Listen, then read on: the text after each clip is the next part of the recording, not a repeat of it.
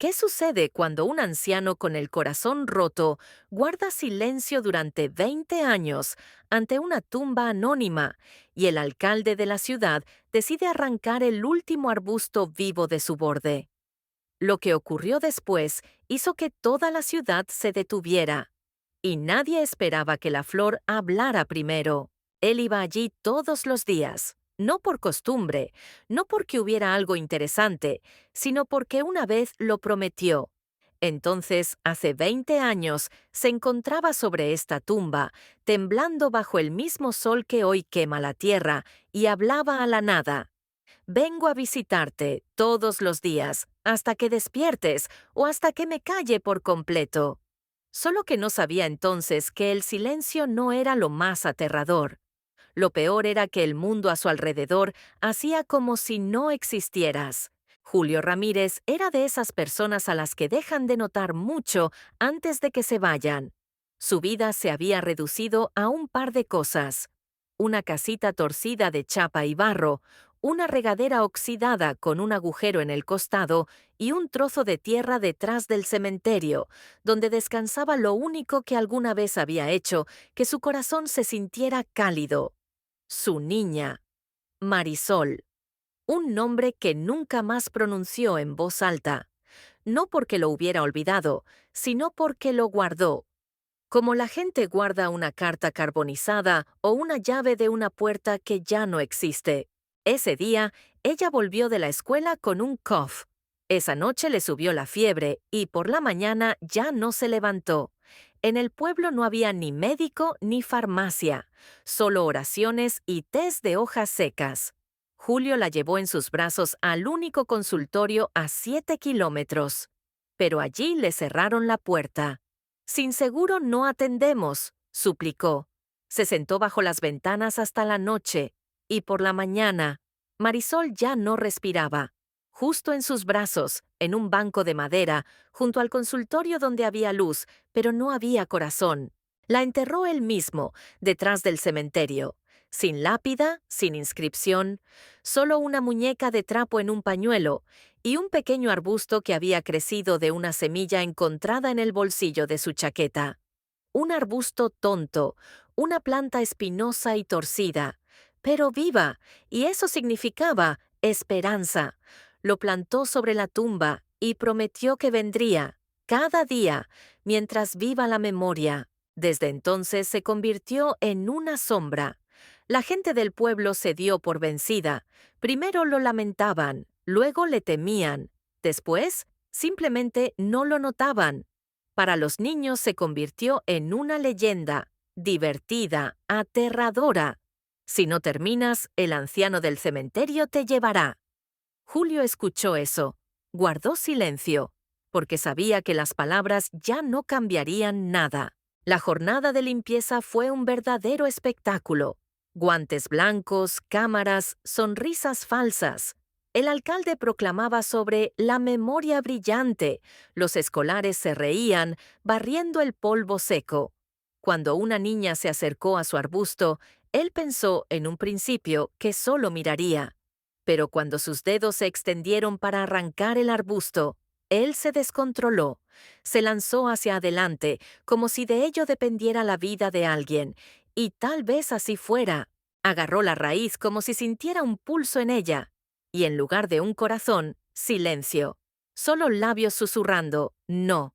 20 años de silencio, y la primera palabra, rechazo. Pequeña, débil, pero fuerte como un disparo. ¿Y qué ocurrió? Risas, risas de niños, de adultos, cámaras. Miren a este anciano, decían con sus ojos. Qué conmovedor, pobrecito, pero de él nada útil. El alcalde se acercó, lo palmeó, ni siquiera dijo nada, y lo hizo bien, porque si hubiera dicho algo, Julio podría haber respondido, y él no quería. Simplemente se levantó, miró una vez y se fue. No para huir, sino para preservar lo poco que aún ardía en él. Esa noche la luz no brilló en su casa, ni en su alma tampoco. Por la mañana el cementerio estaba vacío. Solo un arbusto arrancado yacía en el suelo, como el último testigo de que alguien, a pesar de todo, había intentado mantener algo vivo en este mundo muerto. Lo que ocurrió después lo cambió todo. No querrás perderte cómo se desarrolló. Julio no apareció durante 3 días. Ni en el cementerio, ni en la tienda, ni en el viejo canal de agua donde solía recoger piedras para reforzar los huertos. Para todos fue una especie de alivio, un loco menos, una mirada a la tierra menos. Solo Clara, esa cajera que siempre le metía en la bolsa un par de duraznos pasados de madurez gratis, pasaba junto a su casa por la tarde y miraba por las ventanas. No había luz allí, ni en la vida de Julio.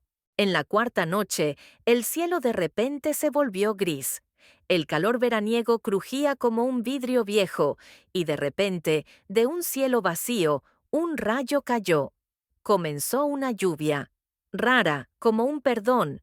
La lluvia caía como si alguien en los cielos finalmente hubiera llorado por él. En ese momento, los vecinos vieron. Las puertas de la casa de Julio estaban abiertas de par en par. El agua había entrado por el suelo de barro hasta la puerta. Dentro, justo sobre las frías tablas, yacía Julio. No se movía. Solo los dedos se movían suavemente, apretando ese mismo pañuelo con la muñeca de trapo dentro. Cuando llegó la ambulancia, nadie se sorprendió de que no hubiera pronunciado una palabra. No se resistió, no miró a las caras. Simplemente yacía, como si ya se hubiera ido. Su cuerpo quedó, pero su alma se quedó rezagada por 20 años en el tiempo. En el hospital, todo se repitió. Silencio, rechazo de alimentos, de hablar, de calor. Una enfermera llamada Rosa trató de calentarle las manos. Un joven doctor bromeaba sobre el clima. Pero todo rebotaba en él, como los guisantes en la pared. Solo un auxiliar, un chico llamado Martín, se quedó más tiempo de lo habitual. No tenía prisa.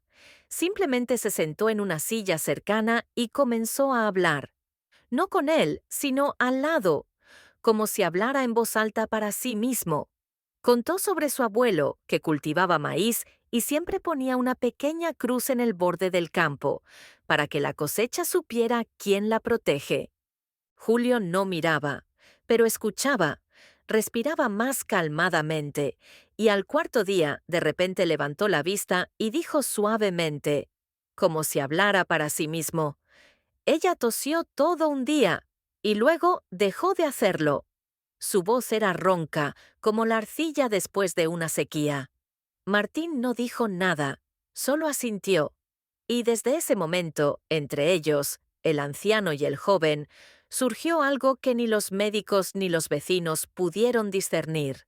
En el quinto día, Julio pidió regresar a casa, no de manera caprichosa, no exigente, simplemente pacíficamente. No debía haberme ido de ella tanto tiempo. Lo trajeron. Salió del coche apoyándose en el hombro de Martín y se dirigió directamente allí donde nadie se atrevía a ir esos días, a su tumba. Bajo la lluvia fina, con los pies descalzos sobre el barro, se plantó frente al lugar vacío. Donde antes estaba el arbusto, ahora había un agujero sucio. Se arrodilló y solo susurró, «Perdón». Luego sacó de su bolsillo interno un nuevo arbusto, exactamente igual. Martín lo había traído esa mañana desde el pueblo vecino. Julio lo plantó, despacio, compactó con la palma la tierra mojada, y se quedó allí sentado mucho tiempo, sin levantarse. No oró, simplemente estaba allí, como una persona que finalmente comprendió que lo principal no es hablar, sino estar. Quédate, porque lo más importante está por venir. Lo que sucederá ahora lo cambiará todo. Verás cómo un hombre que lo dieron por olvidado, en silencio restableció a toda una ciudad.